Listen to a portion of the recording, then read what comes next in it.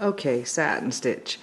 I am using a hoop. I don't usually with wool, but you want to keep your fabric smooth when you're doing the satin stitch. Also, I am using pearl cotton for the demo, but if you want it to truly look satiny, then a thread with less of a twist works better, so floss. Also, when you're using floss, a single strand will be smoother than multiple strands. It does take longer, but it will look better in the end.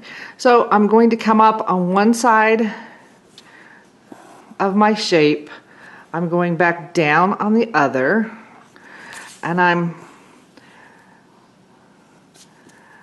not going to come back up on this side. I go back over to my same side to start. And back down. You may be able to get a smoother edge if you do this as a stab stitch, which is what I'm doing. Just up, down.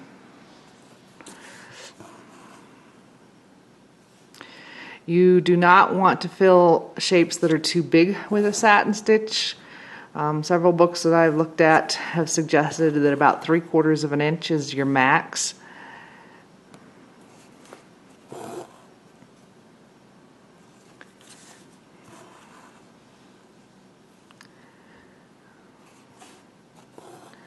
Now, unlike the stab stitch, if you want to, you can try it this way where you're sliding your needle under and over to the other side.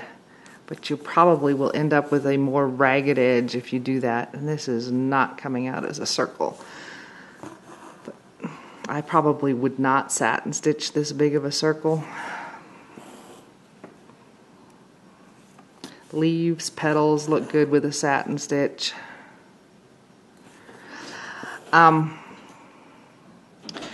We want to keep our threads running parallel all the time, same angle,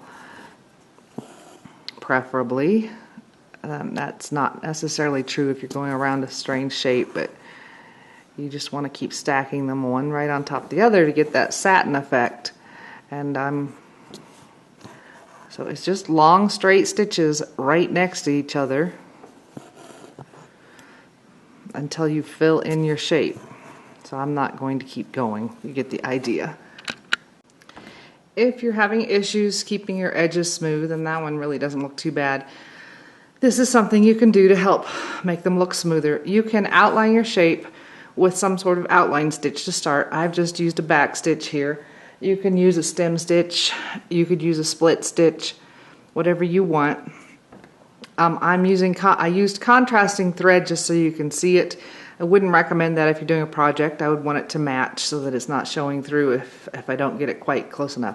So other than that, I'm going to come up on one side, go down on the other, and again I'm using the stab stitch method, just up and down. I'm going to, when I get to the outline stitch, I'm going to slide my needle just under it when I come up. And on the other side, I'm going to slide it just under it when I go down. So again, I come up from under my outline stitch, down,